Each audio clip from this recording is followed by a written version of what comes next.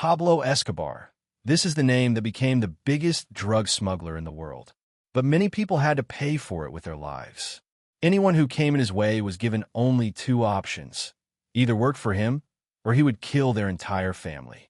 Today's story is also about such a pilot who smuggled the most cocaine into America for Pablo Escobar and became his most trusted man. But then something happened that the entire Medellin cartel went after this pilot.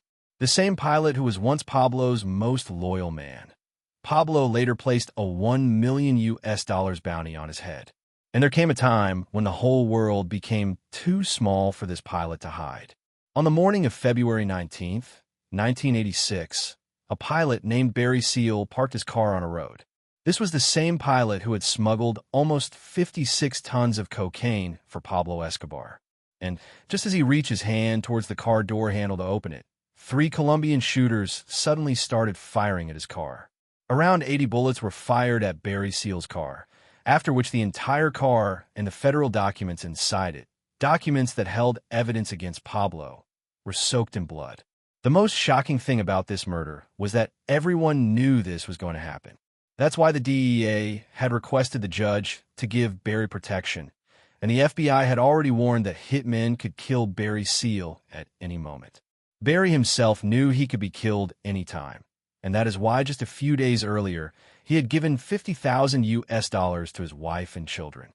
Just 6 months before the shootout, Barry was Pablo Escobar's favorite smuggler because he was delivering tons of cocaine into America without anyone noticing. During this time, Barry Seal got caught by the CIA, and then they offered him a deal that he had to pay for with his life.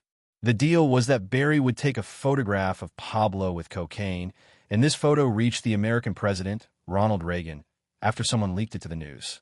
Now Barry had become a man who could expose both the Medellin cartel and the CIA.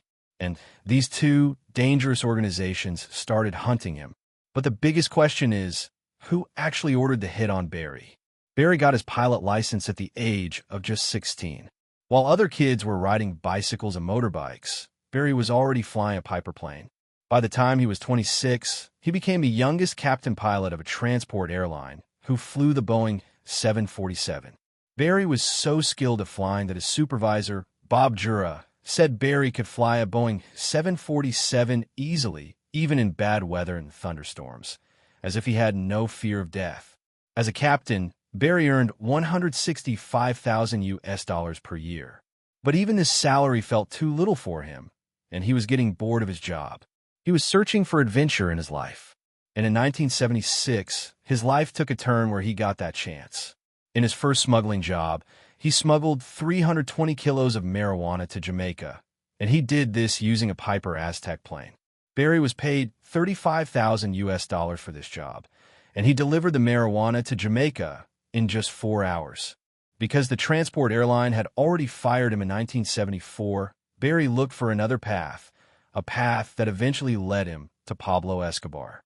After losing his job, he spent several years doing small smuggling jobs, and by 1979, he had 3 small planes of his own, using them every week to smuggle drugs. During this time, George Ochoa, an important member of the Medellin cartel, noticed Barry. And in 1980, he met Barry Seal in Florida. The Medellin cartel needed someone who could smuggle 1,000 kilos of cocaine in one go. George Ochoa gave Barry an offer he could not refuse. The cartel would pay him $1 million for every 1,000 kilos he smuggled in a single flight.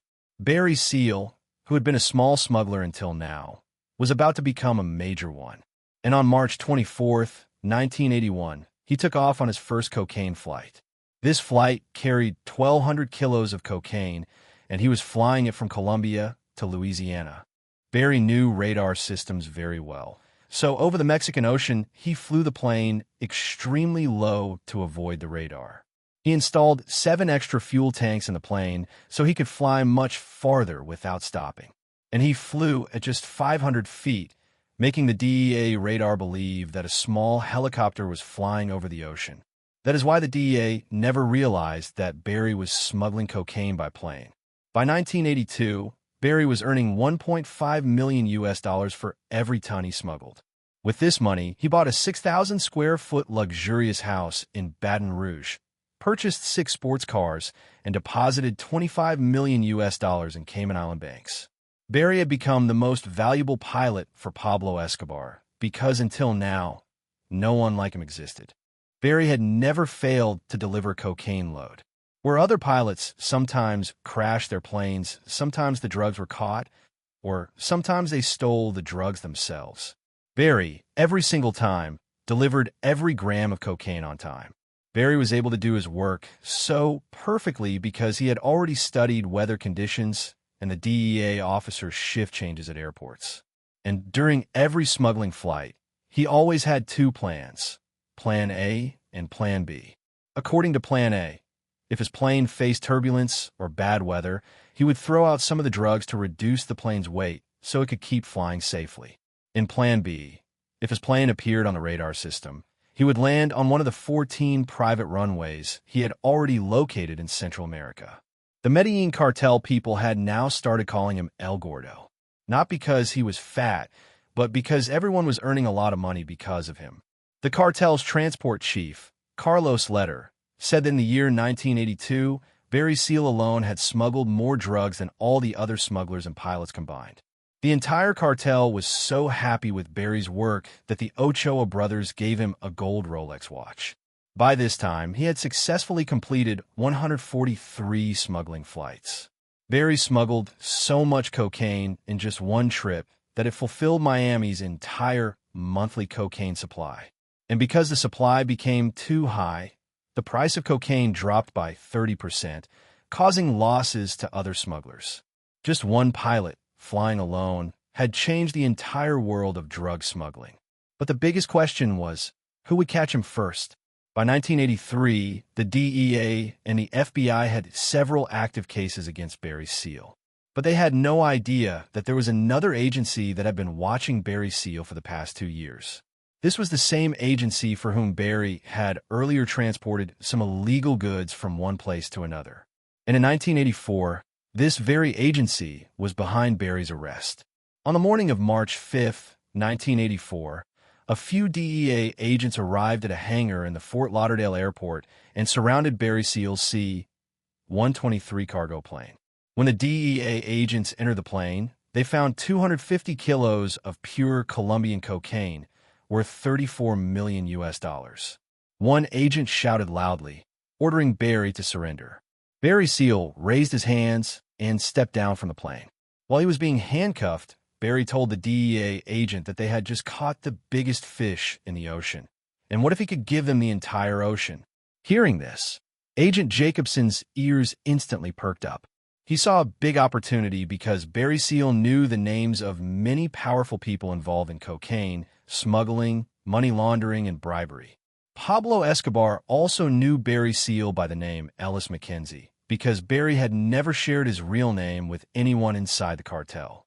He had been using this fake name ever since he started working for the Medellin cartel. Because the cartel's communication system was slow, they did not receive the news of Barry's arrest. If they had known, they would have forced the DEA to hand him over and taken him back to Colombia. Anyway, within the next 72 hours, Barry Seal was sitting in a Washington, D.C. office, signing a cooperation agreement. Under this agreement, if he worked as an undercover agent for the DEA, they would reduce his sentence. His plane was seized, but later he could buy it again using a shell company. This is where the CIA entered the story, joining through Vice President Bush's drug task force. The CIA needed evidence against the Sandinista government that they were trafficking drugs in Nicaragua and using the drug money to fund their movement. Now both the DEA and the CIA had one valuable asset, Barry Seal, and they were going to use him for a very dangerous mission. Both agencies planned to catch the rebels working for the Sandinista government red-handed with drugs. And for this, they planned to take photographs of them with cocaine. To execute this plan, 2 hidden cameras were installed in Barry's plane, both placed under the cockpit, and the buttons were installed inside the plane's steering. The CIA also installed an encrypted radio system in the plane, which cost more than the plane itself, so they could communicate safely with Barry. On the morning of June 25, 1984, Barry took off toward the Los Braciles airstrip in Nicaragua. After landing his plane on the runway, a Sandinista government officer came to supervise the unloading of the cocaine. During this time, Pablo Escobar and Carlos Letter also arrived in another plane because the money exchange for the deal was going to happen right there. Here, Barry used his cleverness. He told Pablo Escobar that his plane had some weight issues and that he needed to personally supervise the unloading of the cocaine. During this moment, Barry Seal secretly took out a small camera he had kept in his bag and began clicking photos of the entire smuggling operation. The first photo he took was of Pablo Escobar holding a duffel bag full of cocaine. He also took a photo of a Sandinista officer counting money while standing next to Carlos Letter. Along with this, he photographed Nicaraguan military soldiers who were guarding the entire smuggling operation. Barry then took off with 1,500 kilos of cocaine, and now he had all the evidence needed to prove that the Sandinista government had connections with the Medellin cartel. This was extremely important information for the DEA, and now Barry had become a very valuable asset for them. But someone had ever imagined that a single decision made by a man sitting in Washington would change this entire story. Even though this decision was going to expose the Nicaraguan government and Pablo Escobar, it was also going to put the life of the man in danger who had risked everything to take those photos. On July 1st, 1984, Colonel Oliver North was sitting in the old executive office building, looking at the photos Barry Seal had taken. The photos were captured with great clarity. Pablo Escobar and Nicaraguan officers were clearly seen holding bags of cocaine, and the Nicaraguan military was standing behind them. Colonel Oliver North called the foreign CIA, and these photos were declared as intelligence assets. After this, the photos were sent to CIA Director William Casey. Within just 72 hours, these photos reached the table of American President Ronald Reagan. And after that, Barry Seal's life and this entire story changed completely. Nicaragua's government was America's enemy, and now President Reagan wanted to show the whole world through these photos that his enemy country was also a drug trafficker. DEA went against the president's decision because they knew that if these photos appeared on news channels, Barry would be killed, and their entire operation against the drug cartel would fall apart. A senior DEA officer, Francis Mullen, personally went to Washington to oppose this decision and explained to government officials that exposing the photos would get Barry Seal killed. But the government officers said that to save the country, sometimes one person must be sacrificed. The CIA also supported the government in this decision, and the president's decision became heavier than one man's life.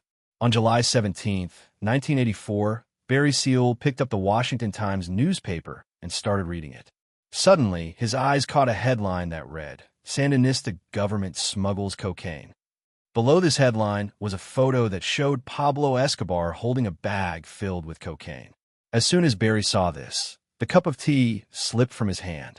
The report was written by reporter Edmund Jacoby, and although the article did not mention Barry Seal's name anywhere, this was information that only Barry Seal could have known. Even without his name in the report, cartel members understood that this was Barry Seal's work. The moment Barry saw that news, he immediately got into his car and drove to the DEA officer's house. When Agent Jacobson saw Barry sitting in the car outside, he also got in. The newspaper lay on Barry's lap, and he was crying uncontrollably because he knew that now he was going to die. After reading this news, the Medellin cartel put a $500,000 bounty on Ellis McKenzie, the fake name Pablo Escobar knew Barry by. Within 24 hours, they found out that Ellis McKenzie's real name was Barry Seal. George Ochoa, who had once given Barry a gold Rolex, increased the bounty to $500,000, and because Pablo Escobar himself was in the photo, he raised the bounty to $1 million. From Cali to Caracas, every hitman was given Barry Seal's photo and the address of his home. Meanwhile, the DEA told Barry Seal that they would give him a new identity and a new life by disappearing him from here. But Barry Seal refused. He said that his two sons were studying in high school, his daughter was in college, and his wife would never leave Louisiana. Barry believed that he had survived 143 dangerous smuggling flights, so he would be able to protect himself too. But this became his biggest mistake. Now, he started carrying a .45 automatic gun with him everywhere, and he installed motion sensors and iron doors at his house. From October 1984 to February 1985, Berry appeared before 3 different judges and testified, giving evidence against 59 major smugglers. Because of Berry's testimony, Carlos Letter was arrested and sentenced to life imprisonment plus 135 years. The case was getting stronger, and this was becoming a big threat for Pablo Escobar. But with every testimony and every court appearance, Berry was getting closer to death. Even though Barry Seal was an extremely important witness for the American government, he was not given the level of security he needed. Due to budget problems, the government only gave him protection when they believed he was in extra danger, but they didn't understand that he was now in danger every second because there was a $2 million bounty on his head. This is where Judge Polo Zola entered the story. President Reagan himself had appointed him. He was the judge of the Louisiana Middle District Court, known for believing in justice and taking strong decisions. When Barry Seal was presented in court for drug trafficking, his lawyer thought Barry would get bail because of his cooperation. DEA officer Kenneth Kennedy also testified that Barry Seal was the most important witness in DEA history, and lawyer Stanford Bartle said that Barry should not be sent to jail for his cooperation. After hearing all the statements, Judge Polo Zola said, "Mr. Seal, your cooperation is admirable, but you brought tons of poison into our country, and this cannot be forgiven." The judge sentenced Barry Seal to 5 years and 6 months. But the sentence was not to be served in a jail. It was to be served in a government center with no security and no protection. Barry had to live there according to a strict schedule. Upon hearing this, Barry's lawyer objected and said this was a direct death sentence because now the Medellin cartel knew Barry's real name, and they would kill him without security. But the judge didn't change his decision and sent him to the government center. It was a Salvation Army center in Baton Rouge, a 2-floor building between a car parking lot and a liquor store. There were no security guards, no metal detectors, and the walls had such short wires that anyone could climb them easily. All inmates had to reach the center by 6 p.m., and they could not leave until 6 a.m. This meant that for the next 5 years, Barry Seal had to stay there every night. And it took the Colombian cartels only 3 days to find the Salvation Army Center address. In January 1986, the FBI released a statement saying that Barry Seal's life was in danger because 3 Colombian citizens had entered America through Mexico using fake papers. Intelligence believed these 3 were Medellin cartel hitmen. The DEA requested Judge Polo Zola to send Barry to jail or keep him under house arrest with security. But the judge refused again. People began suspecting that maybe Pablo had bribed the judge because FBI agent Lloyd Craven said he had warned the judge's clerk about the danger, but they never responded. On February 8, 1986, Barry Seal met the DEA agent for the last time, where he handed the agent a briefcase which had some of his personal papers and $50,000 cash. Barry told the agent that he should deliver this money to his children because he felt he could be killed at any moment. Agent Jacobson told Barry for the last time that he should run away, but Barry said that there was a $1 million reward on his head and he would not be able to hide for long even if he ran. Barry had no idea that the 3 hunters had been watching him for the past 6 days, and they knew that Barry reached the Salvation Army Center between 5:45 and 6 p.m. They even knew Barry's parking location and that he carried a gun. But they also knew that while walking, he left the gun inside the car.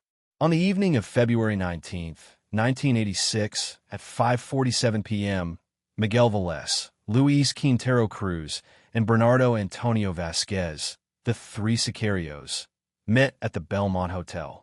All 3 prepared their guns there. Their machine guns had 30-round magazines loaded, and at 5:15, they got into a Buick Regal car and drove toward the Salvation Army Center. Velez hid behind a green garbage container, only 8 feet from Barry's parking spot, and Quintero Cruz hid behind a car. The 3rd sicario, Vasquez, kept the engine running and stayed inside the vehicle. At 5:52 p.m., Barry Seal's white Cadillac entered the parking lot. What happened next changed Barry's and his family's life in just 6 seconds. As soon as the car stopped, Barry reached toward the briefcase beside him, which had evidence for his next court hearing. And at that moment, Velez came out from behind the container and started firing at the car nonstop. The MAC-10 gun he was using had a firing speed of 1,200 rounds per minute, and within just 2 seconds he emptied half of his magazine. Barry was hit by a total of 15 bullets, 5 in his head, 4 in his chest, and 6 in his hands because he tried to stop the bullets with his hands. From the other side, Quintero also fired 12 rounds at the car, causing blood to spread all over the seat, window, and dashboard. At the same time, Barry's pager, tied to his waist, kept receiving messages from the DEA officer asking him to call back. But by then it was too late. After firing, the 3 sicarios got into the car and escaped. A short distance away, they abandoned the car in a deserted place. 11 minutes after the shootout, around 6:03 p.m., the police reached the crime scene. They found an eyewitness who told the police he had been repairing his bike nearby and had seen everything with his own eyes. But when he tried to chase them, the 3 had already escaped. Detective Michel Dugas was the first to notice Barry Seal's body. He saw Barry's head lying on the steering wheel, and the car engine was still running. Barry's gun was lying inside the dashboard because he didn't even get the chance to pull it out. The car and Barry's body were riddled with bullets. Seeing this brutal scene, the Baton Rouge police launched a high-alert investigation, and within just 4 hours, all 3 killers were arrested. Quintero Cruz was caught at the Greyhound station while buying a ticket to Miami. Velez was arrested from a hotel room, still wearing blood-stained clothes. The third accomplice, Vasquez, who was driving the car, surrendered himself because his photo was already being shown on news channels. During interrogation, all 3 confessed to the murder immediately and said that this was not their first time. The 3 were presented in court for trial, which lasted about 8 days. All the evidence and testimony, including fingerprints found in the car and weapons, pointed toward them. The judge sentenced all 3 to life imprisonment without the possibility of parole. During the hearing, Velez said something that stunned the entire courtroom. He said they had been told that the American government also wanted Barry Seal dead. According to Velez, the American government had promised them that after Barry's death, no investigation would be conducted on them. This raised a terrifying question. Who was behind Barry Seal's death? Pablo Escobar or the American government? Some secret documents revealed that in 1985, Barry Seal had delivered weapons to the rebels of the Nicaraguan government, the same rebels who were fighting against the Nicaraguan government. Because the American government and the Nicaraguan government were enemies, the American government was supplying weapons to these rebels, and Barry Seal was doing this work for them. Barry even knew the names of those American officers who funded their operations through drug smuggling, and he also knew their Swiss bank account numbers. Former DEA officer Celerino Castillo said that Barry Seal was killed because he knew too much about CIA drug operations and other illegal activities. It seemed as if the CIA and the Medellin cartel had worked together to execute this murder. But the CIA claimed they had no involvement in this killing, and eventually it was accepted that Barry Seal was killed on Pablo Escobar's orders. Meanwhile, the FBI found shocking information. The hotel where the 3 killers stayed had been paid for with a credit card, and that credit card was registered under a CIA front company. On February 21st, 1986, around 2,000 people attended Barry Seal's funeral, and his body was taken to Green Oak Memorial Park. DEA officers attended the funeral, but no one from the CIA came, which was very strange. A few days later, Barry Seal's widow, Debbie, received a letter containing $50,000 worth of bonds, along with a message telling her to keep her mouth shut. In 1997, Debbie filed a case in court against the CIA, holding them responsible for Barry's death. She claimed that the CIA deliberately exposed Barry so he would be killed, but the court dismissed the case. Pablo Escobar and his entire cartel celebrated Barry's death. But Pablo didn't know that within the next 7 years, Colombian police would kill him too. Even after Barry's death, cocaine continued to be smuggled by plane, and other pilots took his place. They began smuggling huge amounts of drugs through Mexico into the United States. And this is where the Sinaloa cartel was born. By the 1990s, more cocaine was being smuggled into America than ever before, far more than in Barry Seal's era. In this drug war, the DEA lost its most important asset, but made no difference. Between the cartels and corrupt government operations, a man with a family lost his life. And it is still a mystery who really had Barry Seal killed. Until today, no one has found the answer. How did you like this story? Tell us in the comments. Like and subscribe to the channel. See you in the next video.